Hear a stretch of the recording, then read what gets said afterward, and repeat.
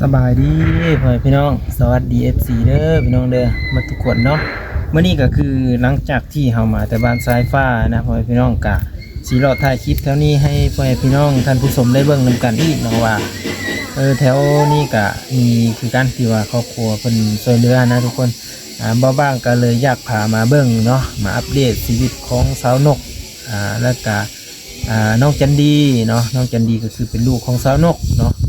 แล้วก็ว่าวล่าที่เป็นผัวของสาวนกเลยพี่น้องเนาะครอบครัวนี้ก็ถือว่าขยันได้เลยพี่น้องเนาะแล้วก็เป็นครอบครัวแม่ลูกอ่อนเนาะแม่ลูกแม่ท้องแก่เนาะไกลคลอดได้แหละพี่น้องเป็นตาสงสารเพิ่นเนาะได้ยินข่าวว่าเพิ่นสิมีข่าวดีหลังสงกรานต์พี่น้องเนาะก็รอติดตามเบิ่งเด้อ FC เด้อเนาะใครอยากเห็นวิถีชีวิตของไทเพิ่นเนาะเมื่อนี้ก็สิเฮามาอัปเดตให้เบิ่งก่อนเนาะชีวิตของเพิ่นว่าเป็นจังไดแน่เนาะตัดตกหมู่ต้นไม้แล้วละบ่เนาะเพราะว่าเพิ่นเตรียมสิได้เฮ็ดเฮือนแล้วนะพี่น้องไปบ่บางกะบ่ได้เว้าหลายใหญ่ห่างเด้อพี่น้องเด้อก็คือเว้าสู่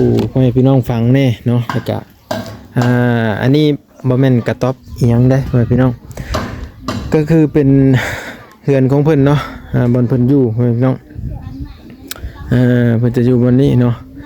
ตอนนี้จะเป็นเฮือนเพิ่นเนาะเพิ่นจะอยู่ในกระต๊อบนี่ฮ้อนๆเลยพี่น้องเอ้ยวันนี้เลยเนาะแต่ว่าเพิ่นสิอยู่บ่มื้อนี้หรือว่าจังไดนี่อันนี้คือบรรยากาศบ้านเฮือนเพิ่นเนาะบ่อนที่เพิ่นจะปลูกเฮือนแล้วมันอยู่ทางข้างพุ่นเนาะข้างพุ่นไปเดี๋ยวเป็นจังได๋ก็เฮาไปหาเพิ่นนำกันพี่น้องเนาะโอเคติโทฮอนแดดฮอนเอาลีรอได้พี่น้องเอ้ยเนาะแดดฮ้อนแฮงนี่สบายดีโดยสบายดีน้องจันดีและสาวนกเนาะเบาลาไปเสือแล้วเบาลาออกไปเผาทานโอ้ไปเผาทานเนาะโอ้เบาลาเพิ่นไปเผาทานบ่โดยเพิ่นไปแต่เช้าคุณบ่เพิ่นมาไปตักน้ำแล้วเพิ่นออกไปตักน้ำกินนี่โดยเพิ่นไปตักอยู่เสือเด้น่ะอยู่โคกไปแล้วอยู่โคกมีสร้างเนาะมีน้ำสร้างอยู่โคกพี่น้องแต่ว่าบ่ได้กินน้ำซื้อมันบ่กินน้ำธรรมชาติเนาะแล้วหมอเพิ่นบ่ได้บอกบ่ว่าแบบกินน้ำอนามัยอิหยังเพิ่นก็บอกแต่เฮาบ่มีเงินขนาดก็ซื้อเพิ่นก็แพงเนาะมันเป็นตุก10บ่ว่าจักโดยจำนั้นแหละตุกละ20 บาทได้พี่น้องเป็นแม่มันท้องแก่เนาะใกล้คลอดแต่ว่าเพิ่นก็ด้วยความแบบมันบ่มีอีหยังแหละเนาะเพิ่นก็เลยว่ากินน้ำธรรมชาติก็ได้พี่น้องแต่ว่าได้ต้มกินอยู่บ่ได้ต้มแล้วกินธรรมชาติเลยดิบๆเลยเพราะว่าแล้วก็กินแล้วหลายคนก็กินไปนั่นคือกันโดยหมดบ้านหมดบ้านเด้พี่น้องบ่แม่นว่าสิกินแต่เอิ้นสาวนกบ่แม่นเด้อหมดบ้านแต่ก็บ่ได้เป็นหยังเนาะโดยเพราะง่ายๆก็คือหมดบ้านนี่ไปกินน้ำอยู่หั่นโดยเพิ่นไปกินอยู่หั่นพี่น้องน้องน้อยจันดีบ่ได้ไปหาคุดบ่มื้อนี้บ่ได้ไปเนาะมันแดดเนาะแต่อย่าไปตาแดดเด้อแต่มันเป็นไข้เด้อมันแดดยันไข้เด้แต่สุดท้ายผู้ขี่รถจักรไปมานี่ก็สิเสียงเป็นเลยยันเป็นวัดเป็นไอพี่น้องยันเป็นไข้มันแดดแห่งนี้รอแบบว่าจะไข้คือสงกรานต์นั่นแหละพี่น้องแดดแบบบ่มีห่มเลยนะพ้นกับบ่ได้ตกอยู่พี่เนาะตัวกันพ้นตกนี่คืออยู่ยากเลยนี่บอนสาวนกอยู่นี่เปียกเลยนี่เนาะถือว่ากินน้ำนี่กินน้ำธรรมชาติแต่ว่าเขากำมาส่งอยู่บ่แหละทางนี้กะมันไกลเนาะมันไกลจากตัวเมืองเนาะตะเลวนี่โรงงานตะเลวนี่ตะกี้เขาก็เคยมาส่งแต่ว่าแบบคนมันแบบรายฮับมันน้อยเนาะเขาก็เลยบ่สามารถซื้อกินได้พี่น้องเอ้ยธรรมชาติบ้านเฮานั่นแหละ การสิกินน้ำซื้อก็คือว่านั่นแหละเนาะต้องมีเงินมีอันนั้นซื้อพ่อแม่พี่น้องเอ้ย โดย อืมน้องจันดีบ่ได้ไปหาอยู่หากินเด้อเพิ่นมื้อนี้เนาะบ่ได้ออกไปนำพ่อซ้ำ บ่ แต่เก่าละติดพ่อนั่นเนาะออกไปนำพ่อแล้ว เมื่อวานนี่ก็ออกน้ำพ่อหั่นแหละแต่นี่พอออกสวยก็เลยเด็ดแหงบ่ให้ลูกออก แดดเป็นไข้เนาะ โดย อืม เพิ่นว่าอยู่นำแม่เด้อเด็ดแหงบ่ออกก็ได้ แม่นเลยทุกคนเลยกันออกไปแล้วมันเป็นไข้เป็นอันนั้นแหละมันยากได้เนาะเฮาบ่มีเงินไปหมดของหมออีก บ่มีเงินบ่มีรถ แม่นเนาะแต่ว่าเพิ่นเผาถ่านนี่ใกล้เอาออกอีกแล้วบ่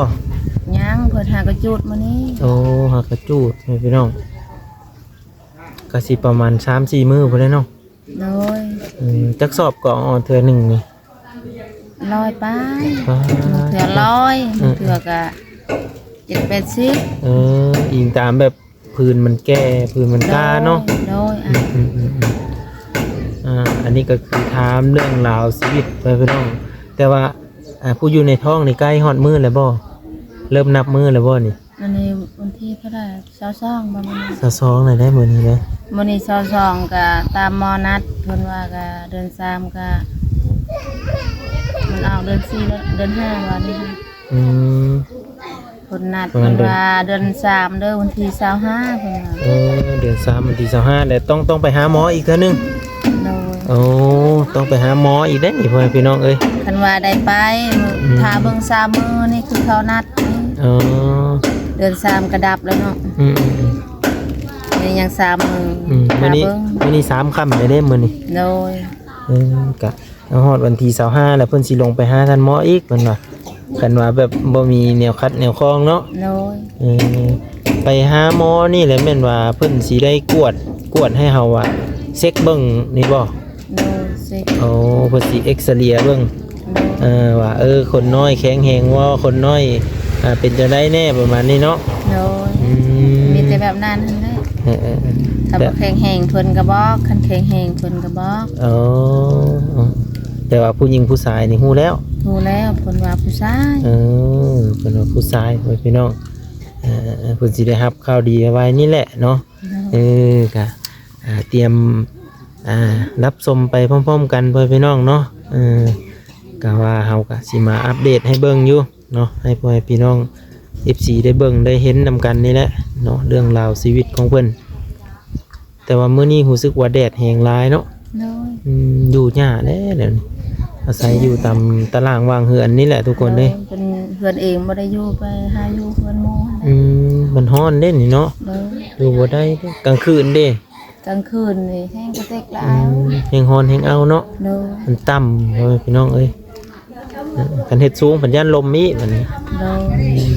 ซำนี้พอดีกลางพ้นกลางลมได้ไปพี่น้องซ้ำซาเพิ่นมีข้าวดีอีกนะทุกคนเนาะก็รอรับชมเบิ่งเนาะเป็นกำลังใจให้สาวนกเป็นกำลังใจให้น้องน้อยเพิ่นเนาะก็สิประมาณนี้แหละทุกคนค่ำพุ่นเลยเนาะเบาลาเพิ่นมาเนาะ โดยเพื่อเตาสิเต็ดประมาณ7 โมง 8 โมงนั่นแหละ โอ้7-8 โมงพุ่นได้ทุกคนเพื่อผัวเพิ่นสิเข้ามาแล้วอยู่ อันนี้ก็ผู้เดียวแล้วไม่เฮาผู้เดียวนี่อายซื้อให้นี่เด้ โอ้ แล้วก็เฮาใส่ผู้เดียวเฮา เอาแต่ว่าเอาใส่เตานำกันนั้น โดยเตานำกันนั่นแหละ บัดขายก็ได้เงินผู้เดียวที่บัดนี้ โดยได้ผู้เดียว บ่ได้ปั่นผู้อื่นนี่เนาะบ่ได้ปั่นอีกบัดนี้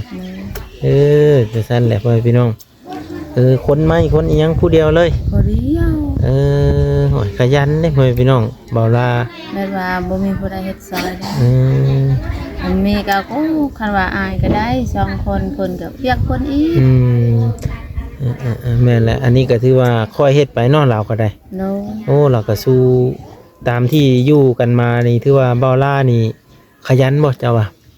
ขยันแต่ว่าเดี๋ยวนี้เฮ็ดตลอดเลยทานอ่อนเพลียแล้วเฮาเบิ่ง เมื่อยเนาะ โน เพราะว่าต้องได้ยอนักตัดไม้ผู้เดียวแบกผู้เดียวนะทุกคนเมื่อย เมื่อยลายแล้วตอนนี้ครับพอเขานี่ จะน้อยเพราะว่าฮอดยามเฮ็ดเฮือนเฮ็ดอันนี้เพิ่นว่าสิเฮ็ดนำเขาอีกเด้ เฮ็ดได้บ่ปะแล้วเจ้าทาเบิ่งเนาะ อันนั้นเราก็คือสิมีสีไม้ลายมืออยู่เบิ่งคน แต่ว่า ก็ได้ บ่เป็นหักก็ พอได้ซอยเนาะ โดย นี่แหละพ่อแม่พี่น้องความดุมันขยันเนาะมีแต่ซักคือซักยานั่นแหละบำรุง โดยซักตลอดเวลาไปขายทานทันซัก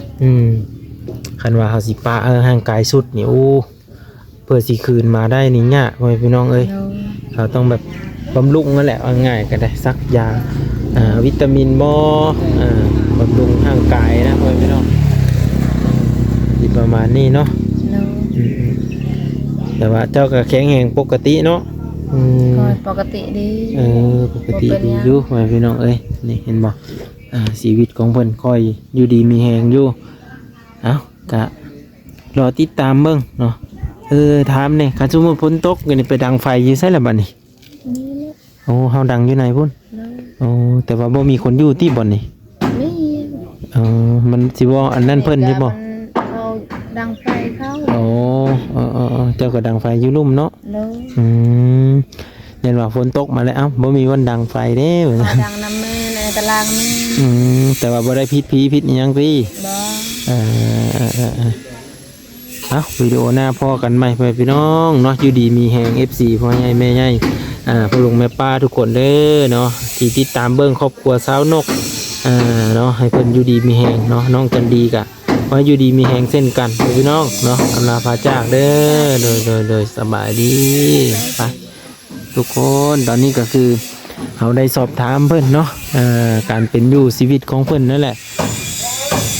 เดี๋ยววิดีโอหน้าพ่อกันใหม่พี่น้องเนาะมาบ้างก็ดีมกดีใจเห็นเพิ่นอยู่ดีมีแฮงเราจังสิได้เข้ามาอัปเดตให้เบิ่งอีกนะจบไปเพียงซ้ำนี้พี่น้อง